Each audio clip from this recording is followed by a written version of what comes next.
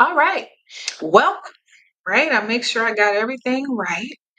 Welcome to our Wednesday night live. I am Brittany Noel, therapist here in Houston, Texas. Um, I should be live. There we go. Live on live on YouTube, live on Instagram. Okay. So if you guys are not new to my socials. I don't know, y'all. It's late. Okay. If you're not new, then I am Brittany Noel, therapist here in Houston, Texas. Y'all know I try to go live at least once a week. Okay. I said I was going to do Tuesday, but I was tired yesterday. It was raining all day. I got rained on. I went to bed early yesterday. Okay. So, hello, Instagram. Tell me where you guys are from. Tell me where you're joining. I have YouTube over here, Instagram over here, and eventually I'm going to figure out how to go live on TikTok. I'm trying to I'm doing the best I can with what I got. Okay, so let's see. I see Belize. Hey, Belize. Okay, good afternoon, everybody. Hey, Miss Shakita in Atlanta. Good to see you, ma'am. If this is your first time joining, welcome. Then y'all know how I kind of do it, right? So.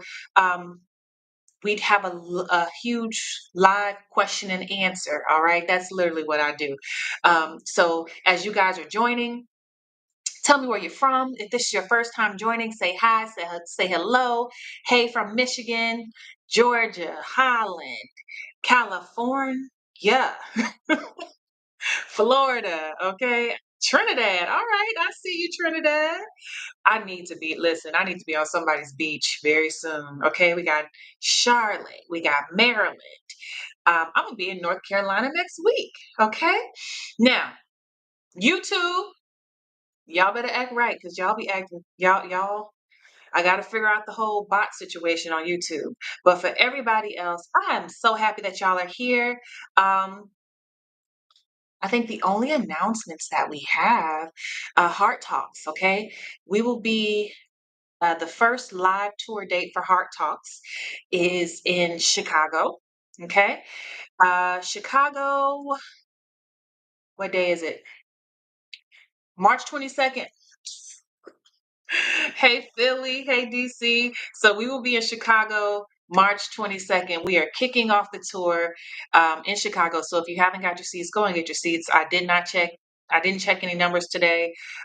So hopefully, tickets are still there. Listen, all the other cities, Houston, Atlanta for sure.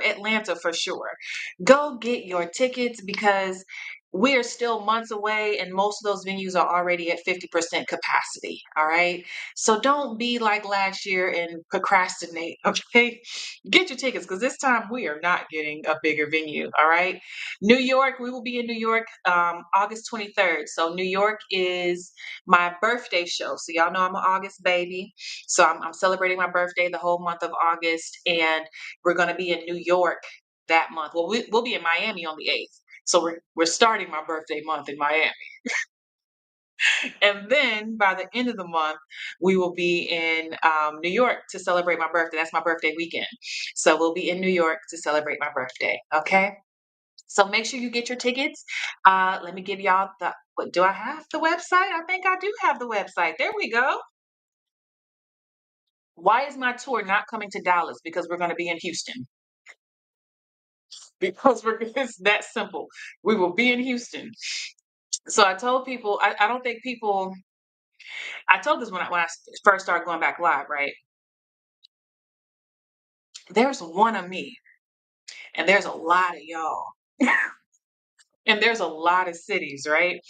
And my goal this year is to do what I love doing without burning out, without getting to a place where I hate what I do, and doing it at a rate and a speed that works for me, right? So that means I'm going to go to 6 cities in my tour.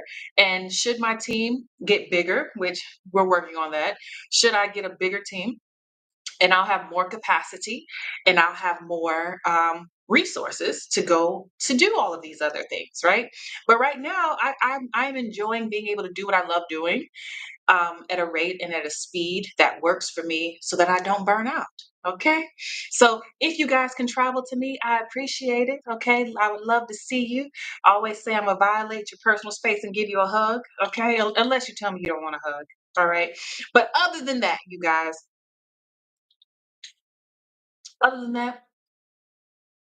we're doing the best we can with what we got.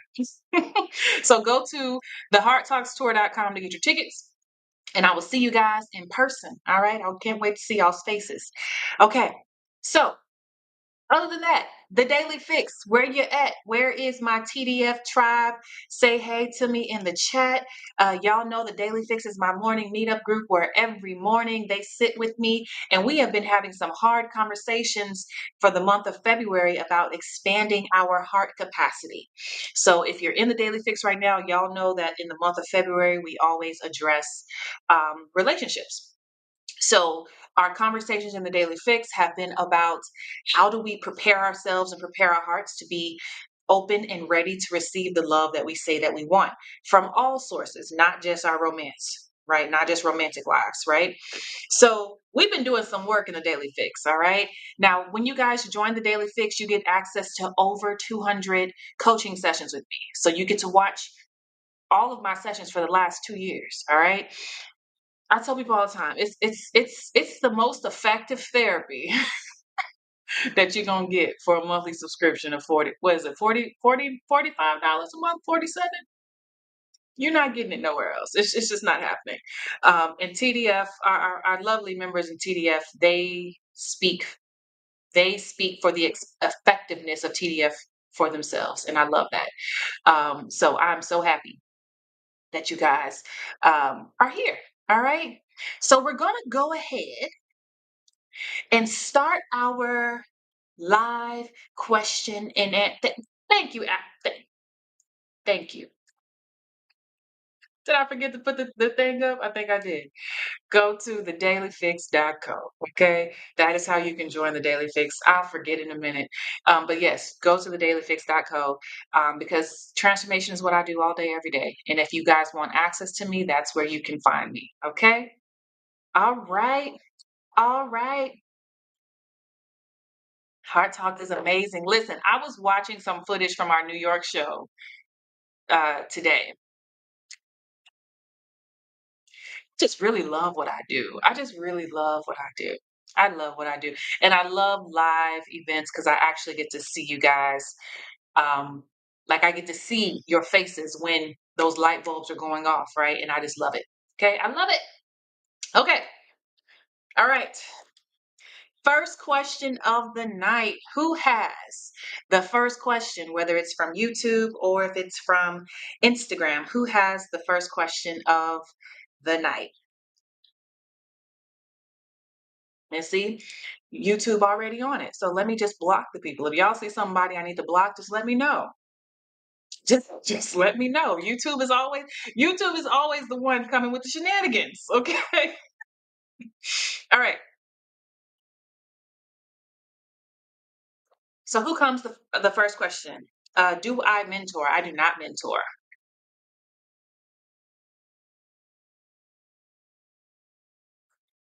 Hold on. Y'all only have questions about where I'm coming? Y'all supposed to have questions about y'all's lives. The questions could be about anything, right? Let's see. How do you get over resentment? Is it harder to grieve a living person or dead? It just depends. It's not easier or harder for either one, right? I think they're both hard. It's called pick your heart. There is no easy in either one of those. Um, I've asked to go to therapy, and he said not interested. What do I do? Then you go to therapy and you work on you, and ask and work on whether or not that relationship is in alignment with the type of relationship that you want to have.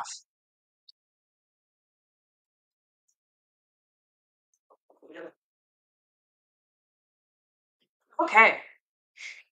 Oh, it makes sense. I always forget that this weekend is This weekend is Valentine's Day.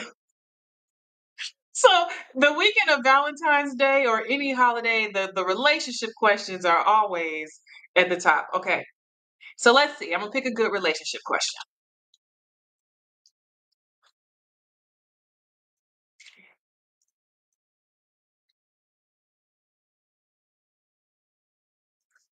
Why do I go back to what's bad for me? Let's start there. We're gonna start there. All right. Why do I go back to what's bad for me? Okay. So first of all, I want you guys to take it out of a relationship context, right? The question of why do I go back to what's bad for me is the same question I ask myself every week. Brittany, why do you keep eating these chocolate turtles? And you know the summertime is on the way, right? So behavior, right? Why we do things that are against our best interest is the question, right? Why would I do something that is harmful, that doesn't help me, that is not pushing me forward, right?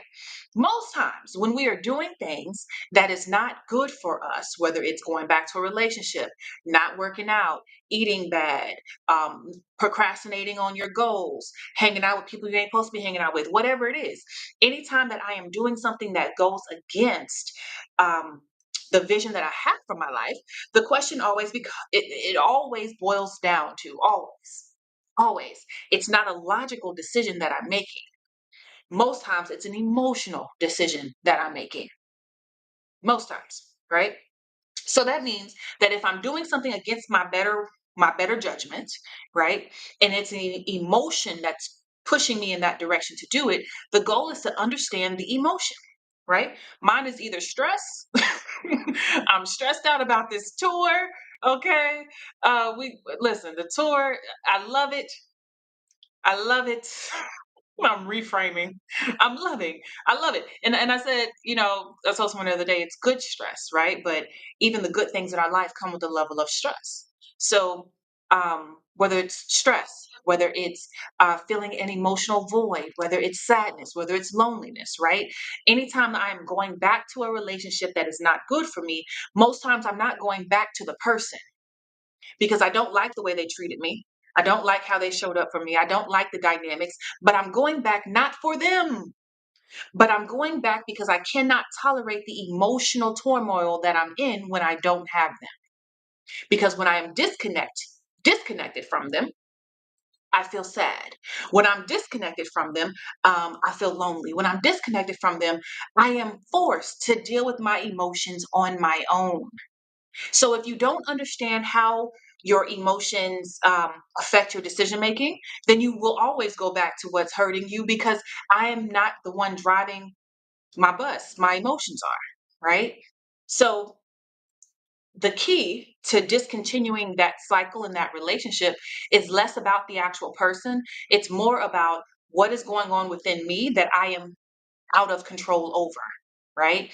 What is it within myself that I am not in control over because that's what's driving me in that direction or that unhealthy relationship. Okay, that's a good first question. Let's next question. Um how do you forgive a family member who's constantly trying to hurt you because the choices they made were bad? Not sure I understand that question completely. How do you forgive a family member who's constantly trying to hurt you because the choices they made were bad? I'm not sure I understand that question all the way. Um, because the question I would first ask is if a family member is constantly hurting me, why does that family member still have access to me? Right? So if I have a family member who has um, personality traits or qualities about them or things that they do that constantly hurt me, um, it doesn't make sense that I would be able to be in relationship with that person and think that I'm not going to keep getting hurt. So why is it that I haven't felt empowered to put up boundaries between myself and the family member so that I can at least protect myself from the family member, right? The family member, whether or not the family member changes, it really doesn't matter. It's not on me to police whether or not that family member gets better, whether or not they go to therapy, whether or not they see the damage that they've caused. That's not my battle. That's not my fight. But it is my responsibility to protect myself from people, places, and things that could cause me harm. So it's less about the family member. The question is, why have you not decided that I want to become my own protector, even in the midst of family?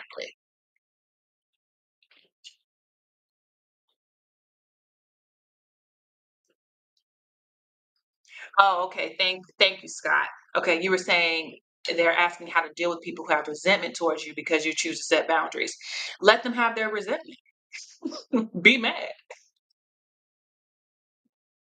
So I am very removed from the years in which I had to disconnect from my family. So for me, it's easy to say that, right? Be mad, be angry, be upset, go to God about it, right?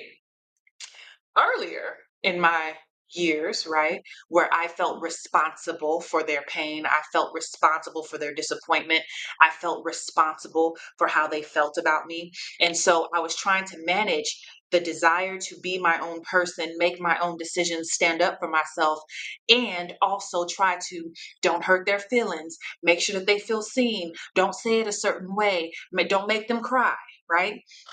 I quickly learned that there is no such thing between advocating for myself and protecting myself and still trying to please the people who are hurting me.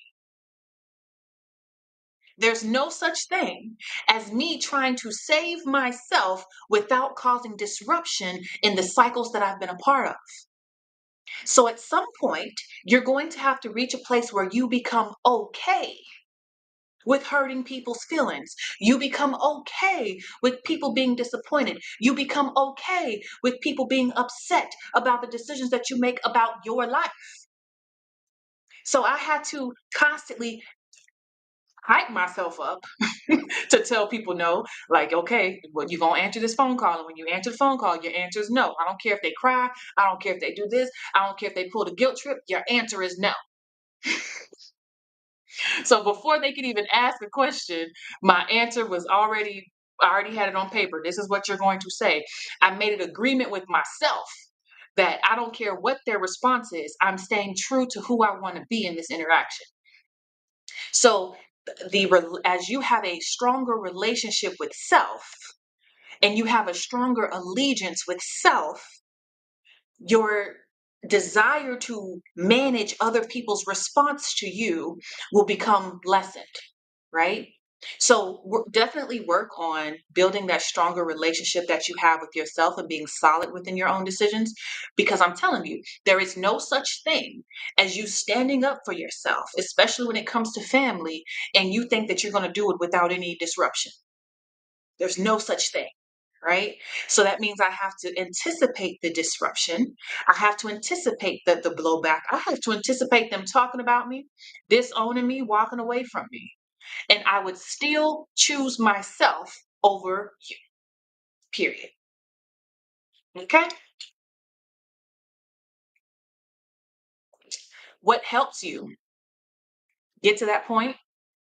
Life has a funny way of putting you in a situation when your back is up against the wall and you start calling those people, the same people who call you every time they're in a bind, those same people who call you every time they need something, those same people who call you when they're in tears and they're in chaos and they're in crisis and they on your phone.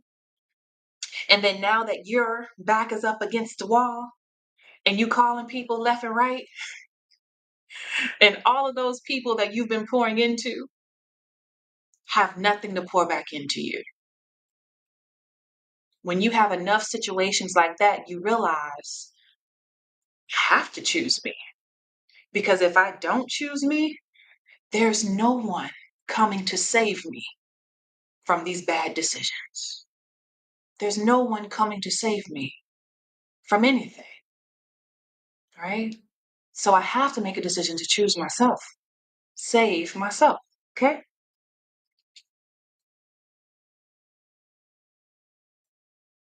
Very good. So let's see. And YouTube, hey Wes. Hey Miss Kim. Okay. YouTube, if y'all have questions, y'all put y'all's questions in.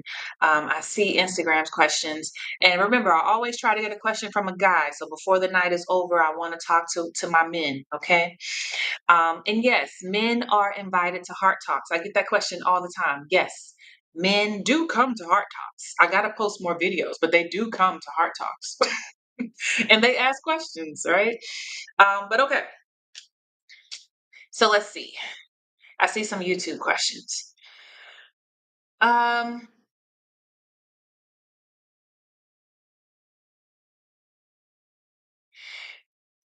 okay. How does one leave a bad relationship when they are the breadwinner and they have allowed the other person to rely on them for everything? Also, kids are involved, but the kids are not their own. Um, Responsibility for both. I think Jennifer, your question. My answer to you is simply, you know, as lovingly as I can put it, mind your business. Right? If I have a friend or a family member who is in a relationship and their partner is unfaithful and they're telling me that they're okay with it, I'm going to trust that they're okay with it. I'll be there to support them. I'll be there to, love on them. I'll be there to be their shoulder whenever, should they ever need it. Our jobs in relationships, especially as it comes to family, when it comes to friends, my job is not to judge you for your decision making, right? Be- we all get to our places of growth at different rates and times, right? Different rates and times. And the way that I demonstrate my loyalty to you is not to push you to a place that I think you should be. It's to accept you for where you are and say, I'm going to love you anyway. You're with somebody that I can't stand, but I'm going to walk in this house every day and smile, and I'm not going to bring any chaos to your door, and I'm going to support you because I love you. And the day that you call my phone and say you ready to get up out of there, I'm pulling up with a U-Haul. I'm there for you, but I'm not here to judge you for what you're living through right now. So if she says she's at peace, that's what we're rolling with. And the day that she changes her mind, I'm rolling with that too, right? It's not my job to judge you. Now, I will always remind you of your worth, and I will always remind you of what's possible and what you're capable of and how brilliant you are and how beautiful you are. I will always remind you of what I believe your worth is. But I'm not here to make you feel small about the way in which you are living your life at this time in this moment. Okay? All right. Let's see. Bria, Miss Lynn. Okay, so how does one leave a relationship when they're the breadwinner and they have allowed the other person to rely on them for everything? Communication, right? So if it's your job, if it's your desire to leave the relationship, hey, partner, I've decided that this relationship is no longer for me. And as of this date, you know, what's today? February. As of March 31st, I'll be moving out. So this is my 30-day notice that I'll be moving out. You're going to have to make other arrangements, right? Whatever it is that they need to do and they need to have, right? But here's what I want to say, Miss Lynn, because even in how you worded the question, so this is how we will delay our own growth and then put it on other people as to why we haven't grown past where we are. Well, I didn't move into that part of my life, or I didn't move to the new city, or I didn't upgrade my life. I didn't go after what I really wanted because they needed me and they didn't have anything. And so I conveniently have these other people that I can pin my lack of growth and my lack of decisions on. I can conveniently say I didn't want to let them down, so I didn't make the decision that honored. I didn't want to disappoint them, so I didn't make the decision that honored me. And so I have these other people, and moms, y'all do it with y'all kids all the time. I don't want to hurt the kids. That's why I didn't leave. That's why I didn't do this. That's why. So instead of making the decision that would make you a happy woman, a whole woman, a healed woman, You instead made the decision that required you to be small, that required you to be resentful, that required you to be bitter, and then say, I did it for. I did it for them. I did it for the kids. I did it for somebody else. So we cannot justify making decisions that sacrifice myself and place me in my own self-betrayal for the sake of other people. So this is where I always say this is our big girl moment, right? This is where we have to own our decision making and be honest with ourselves. I haven't left because I'm afraid. I haven't left because I'm still holding on to hope. I haven't left because I still have a desire to be with this person. I haven't left because I don't think something better is available. We have to be honest with ourselves about why I am in self-betrayal with myself. And it's not about other people. It's about us. Why am I so willing to sacrifice me for this? Okay.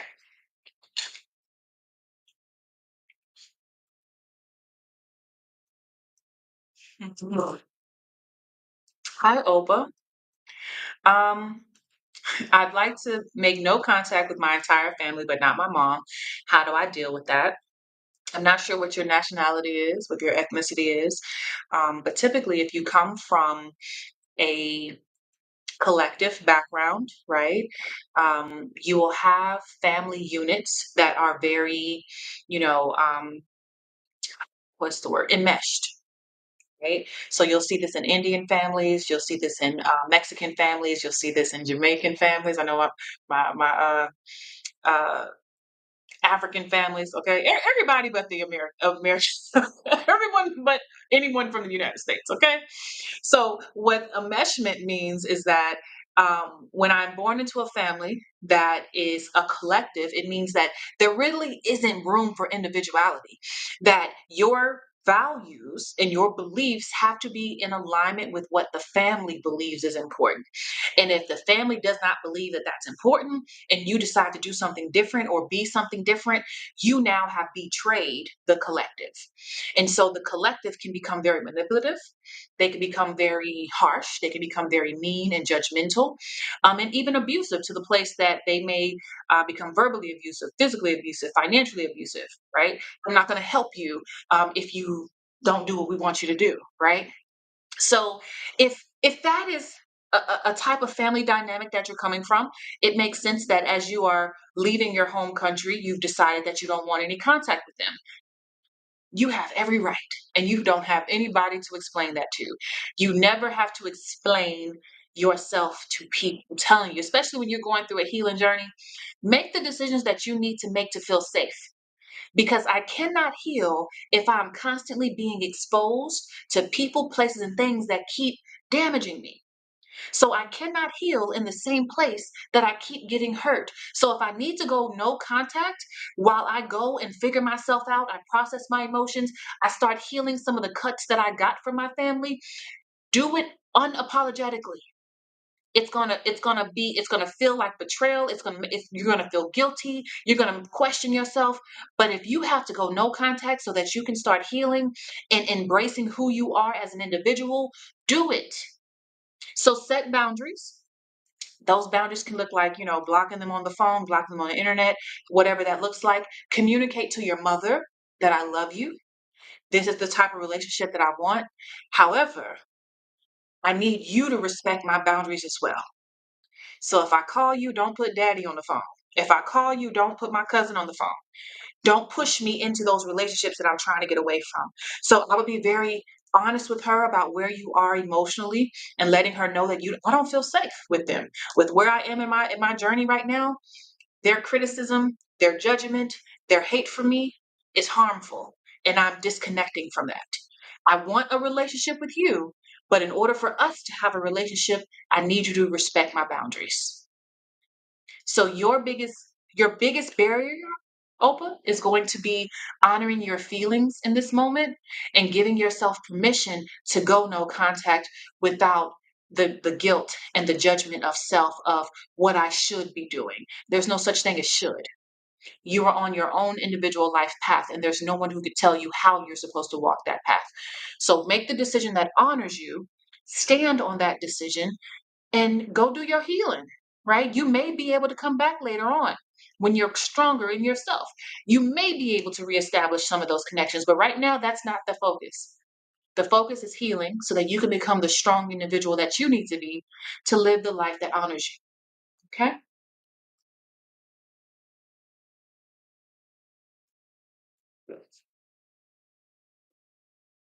Okay. Did I miss any questions from Instagram? I feel like I saw a lot of comments scrolling. Okay, I see Scott's question. Okay. I'm a guy newly married. My wife and I are trying to conceive, and sometimes I get disappointed when we fail. How do I navigate those emotions? It's not being mad at her, it's truly disappointed for us. Okay, Scott. All right. I want you to go to Google and I want you to download the emotional wheel. All right. Um, if you just Google emotional wheel, a lot of different ones will come up. If you join TDF, then you'll get the one that I give my tribe. And I have a whole section about grief, right? Because while I see anger and I see disappointment, failing at bringing my baby into this world, that's grief. That's an emotion that's way more complicated than disappointment. That's hurt, right? And in order for you to navigate this, not just navigate this season, but also be a pillar of support for your wife, you're going to have to acknowledge the full spectrum of emotions that you're feeling. And for a lot of my guys, it's hard for you to acknowledge it because you don't always have the vocabulary to identify or pinpoint words other than anger and disappointment. Right. So I want you to get the emotional will because I want you to start finding other words that can help articulate what your heart is trying to communicate. This is the heart talk of it all, right? So that when you're having conversations with your wife, she can see your pain because sometimes even with men, it's hard to see their pain because y'all show it in a range that is very different for most women, right? And so it's difficult for you to even communicate clearly how you're feeling or even that you're hurting just as much as she's hurting. And I said this before because even when like a woman miscarries, what a lot of people miss is that when a woman miscarries a baby, most of the support system will run to the aid of the woman and they'll check on her. Is she okay? Are you fine? What can I do? I'll cook, I'll make the meals. And so there's a wave of support that runs to the side of the woman, and nobody stops to ask the man, is he okay? Because he's supposed to be strong. And they'll go to the men and say, hey, you got her, right? You taking care of her, right? But who's taking care of him? So the same way that a woman can grieve the disappointment of not having a child or not getting pregnant, the man experiences the exact same emotions and they feel trapped in it because they don't even have the vocabulary to let it come up. So for you to navigate this season appropriately and honestly, this can bring you and your wife. This can make y'all so solid because this is where we learn when you look at marriages that have been together 40, 50, 60 years, it's the hardships that we face together that taught us how to be partners. If we learn how to come together when life is working against us, this is how we fortify our love connection. This is how we fortify our relationship. So, this is our opportunity to go into another level of faith with one another, to go into another level of emotional support with one another. This is where she gets to see you when you're not Superman. And we get to cry on each other's shoulder, and we get to be upset together, and we get to be disappointed together without turning on one another. So, as uncomfortable as this season is, one, I want to encourage you.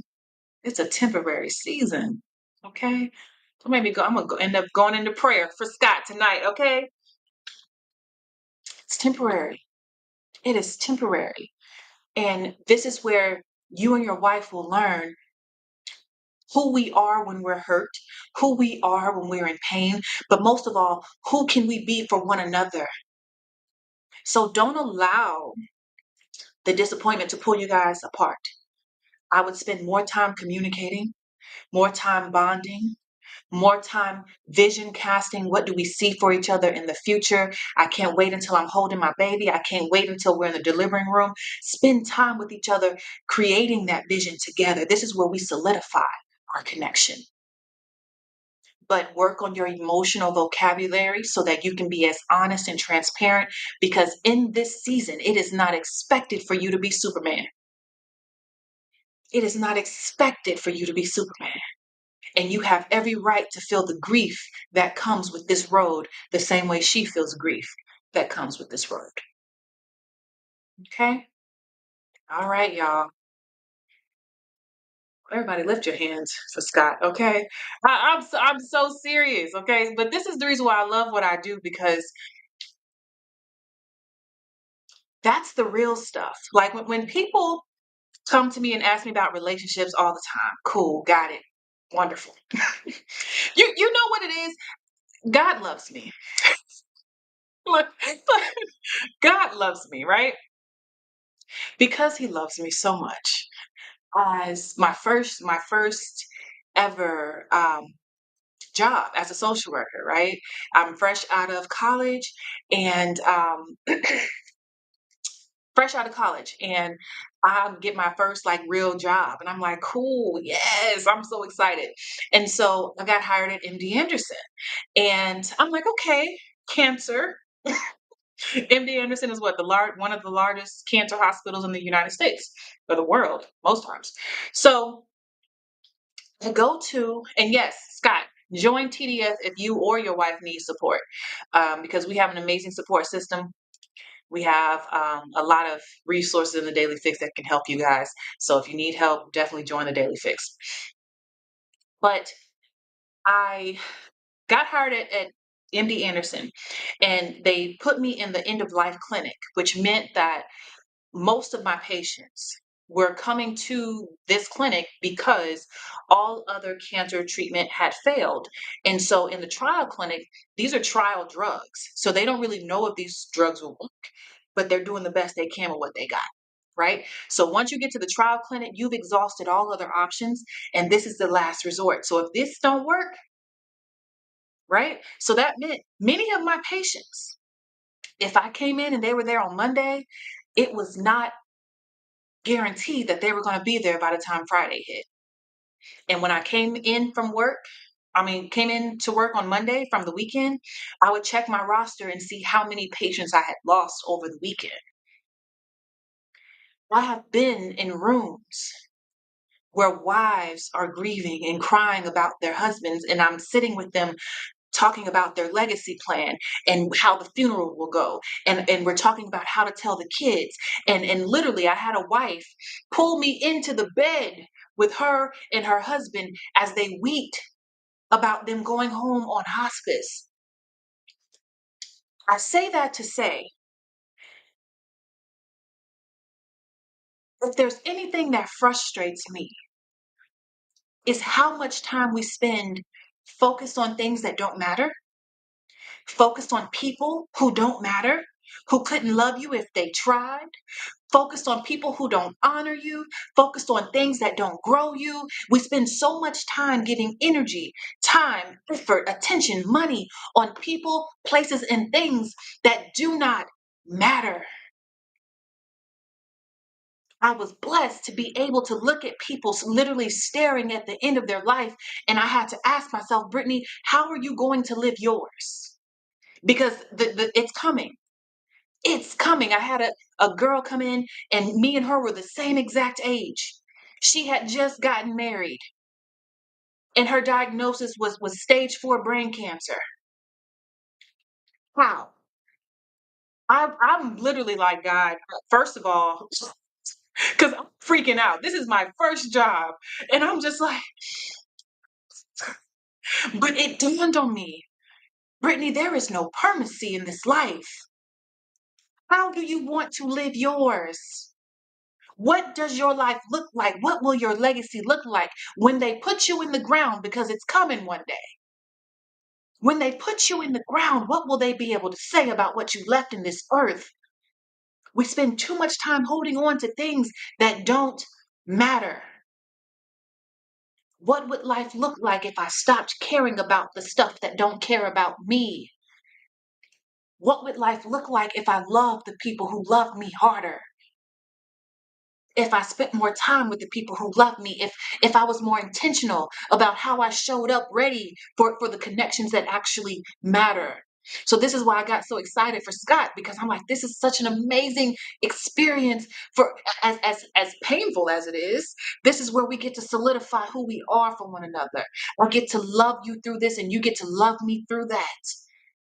When I think about marriage, I don't think about all of the goo goo gaga moments. I think about how I'm going to support my husband through his darkest days.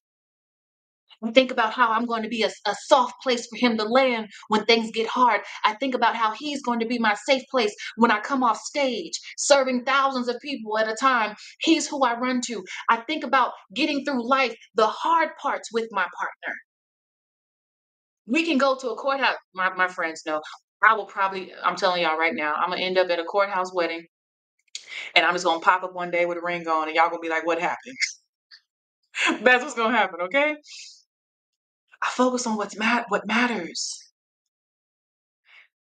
For the people who come and ask me questions about how do I make them love me? How do I make how we spend so much time trying to figure out how do I get people to want me who don't want me? What if I just accepted you don't want me? Cool. I have a mantra. Okay. I don't know why I'm listen. Y'all got me hot. I don't know. I have a mantra. My mantra is I want what wants me. There is nothing I chase that does not want me. There's nothing that I put effort and apply effort into that does not want me. There's nothing that I constantly show up for that doesn't show up for me. There's nothing that I'm going to throw my all into that's not throwing their all into me. I want what wants me. So if you don't want me, that's an indication that you're not. If you don't want me, that's an indication that that's not where I can be. There's so much of our hardships in life that could be eliminated if we honored ourselves in that way. I want what wants me. Okay, next question, because I will stay on that for all night. Charity says, triggered. I'm happy I triggered you. My job is to trigger you so that you can think about how do I want to do this differently? Because different is possible. Sometimes it's a matter of finding what different works for me, but different is always possible. I never have to stay committed to a decision. I can always change my mind. I can change my mind about where I work, where I live, who I love, where I go. I can change my mind the minute I decide this doesn't honor me anymore. Okay. All right, I saw some questions. Let me go back to my questions.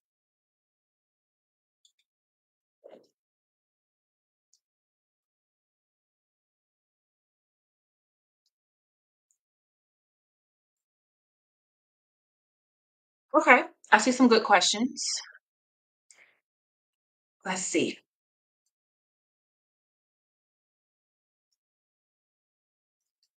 Um, I grew up with unpredictability and abuse. What steps to take to stop expecting others to betray me or abandon me? Your work does not start with others, it starts with self, right? So, the same way I said you have to find safety, anytime that I've been exposed to any type of trauma, any type of chaos, any type of unpredictable environment, the goal doesn't start with trying to change other people to fit what I need. I first have to go and find my safe place, right? So my safe place means physically, where do I feel safe? So if that's moving homes, moving cities, where do I need to go to find safety physically, right? Then we come with where do I need to go to find space, safety mentally, right? So now I have to address, what are my mental threats? Well, my mental threats could be the place that I work if it's too stressful. It could be the friendships that I have if they don't promote a positive mindset, right? A mental threat can be the things that I consume online, right? So I'm not consuming things that constantly have me worried and stressed out and going into disaster planning. That's a mental threat. And then I have to address the mental threats within myself. How am I speaking to myself? Am I speaking to myself in a disastrous way, in a harmful way, in an abusive way, right? That's all mental. And then I find emotional safety. Emotional safety is, what do I need in my life that brings me peace, that brings me calm, that brings me steadiness, right? Before you can really start to do the work, I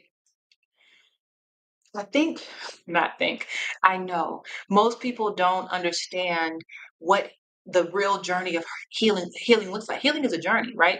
Whatever background you grew up with, it'll take you 5 to 10 years to get to a place where you feel remotely completely healed from that, right? But the journey unfolds. You're going to grow into a whole nother person by the time you get to that that healed place, right? The safe place and the healed place are two different stops on the journey. The first stop is safety, because if I'm not safe, I can't do the emotional work and the mental work and the mindset work to start unlearning my trust issues. How do I trust others? How do I trust myself? How do I allow myself to take risks? How do I rebuild my confidence? All of that stuff happens after I have first established safety, right? So the goal in any recovery journey, whatever you're recovering from, I can't skip. Got to get safe mentally, emotionally, physically, spiritually. Once I feel safe, now I can go into therapy and start addressing the underlying issues that destabilized me as a child. The hard part about safety is establishing safety is where you're going to cause the most disruption in your life, because I have to walk away from people, places, and things. I have to put boundaries with people, places, and things. I'm going to upset a lot of people. I'm going to disappoint a lot of people. I'm going to have my own emotional upsets because I don't get to self medicate anymore. I don't get to self medicate through my emotions, and I actually have to feel them now. All of that happens first, and then we start processing, right?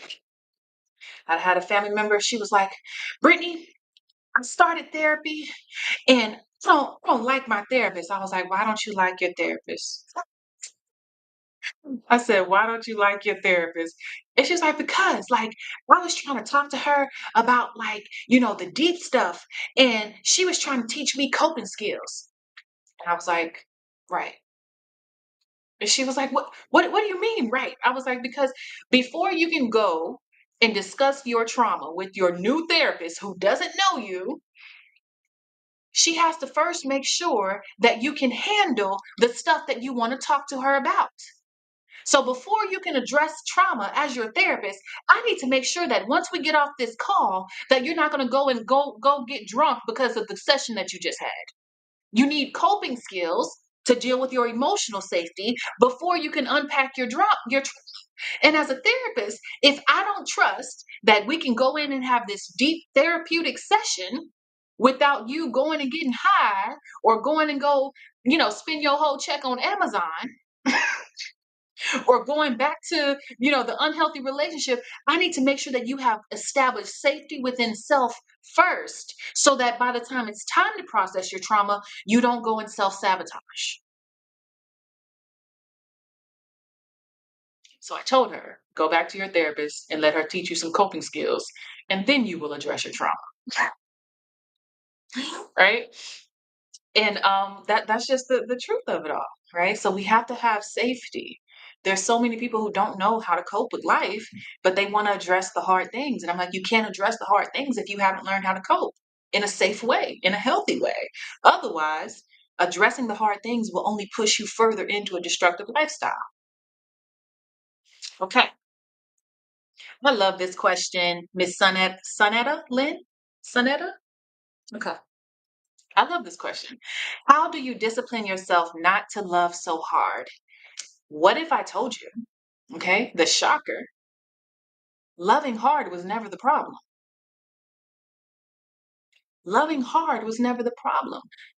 Having a big heart was never the problem. Loving fully was never the problem. The problem was you were never taught who you were supposed to love. The problem was that you were never taught that there should be barriers and markers that gives me indication that this is someone who's safe to love. The issue is we have these big hearts and we want to love and be loved and we want to give our love and I want to be good to somebody. And that's a beautiful personality trait to have. But to have it without it being regulated, to have it without knowing how to properly use it, right? Anything good that I have that I don't know how to protect will be abused. If I leave my car unlocked, somebody breaking in. Actually, I've done that a few times, and luckily it hasn't happened. But the point is, the point is, when I have something that's good, everybody wants it. But just because people want it and people desire it doesn't mean that they are worthy of having access to it. So if I have this big heart and I have this desire to love, how do I regulate and how do I decide who is safe to be a recipient of the type of love I have? Who is safe to be a recipient to the type of love that I want to offer? So your job is not to stop loving. You never change who you are to adapt to the world. That's your superpower. I'm going to always be me. I'm going to always be a lover girl. I'm going to always believe in love. I'm going to always believe in Black love. I'm going to always believe in the things that bring me happiness and joy. I'm not changing me because the world is ugly. I'm going to continue to be the beautiful sunflower I want to be despite what the world is. But what I will do is qualify those who want to be an active participant of the love that I have to give. Many people apply, don't mean they all get in. What's that song where they was like, how you hating from outside the club, right? So you have to be the sunflower that you are and understand that the sunflower will attract all types of things to it. It attracts bees, it attracts flies, it attracts butterflies. The sunflower attracts a whole bunch of stuff. But as the gatekeeper of my heart, I decide who gets access. And that's self discipline. That's self worth. That's self value.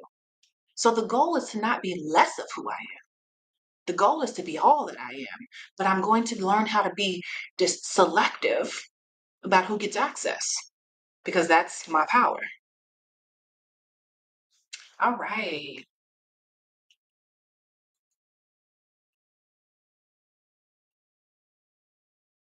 Okay. If you want to learn how to set boundaries, join the Daily Fix. I have discussed that multiple times. If you're trying to learn how to be in a healthy relationship, what does a healthy relationship look like? Join the Daily Fix. I've discussed that multiple times.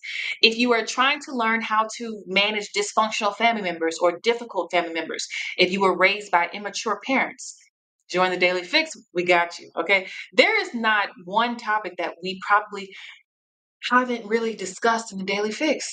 So when you join, you get access to all of those previous sessions. If you're really trying to work on yourself, the Daily Fix is where you want to be. Because we handle it all, we deal with it all, and there is something that you will learn about yourself in the Daily Fix. Okay. So on that note, I want you guys to have an amazing night. Okay. I will be back next week, hopefully on Tuesday. I was just really tired last night. Okay. I was really tired. I went to bed early. All right. But hopefully I will be back to next week on Tuesday. If you want to watch the replay, then just go to my YouTube. What is my YouTube? Grow with Brittainy. So all of the lives when I go live, they're all on my YouTube page. So just go to my YouTube and you'll be able to watch the live, the replay from there. Okay. So you guys have an amazing night, and I will see you guys next week. Hopefully, I'll see you guys at the Heart Talks tour. Okay. Coming to a city near you. We'll be in Chicago. on March 22nd. March 22nd will be in Chicago. And if you want to join the Daily Fix, make sure you join the Daily Fix because then you get access to me literally every day. That's why we call it the Daily Fix. All right. So y'all have an amazing night. Goodbye, South Africa. Have an amazing morning. Okay. And I will see you guys later. Yeah, that's it.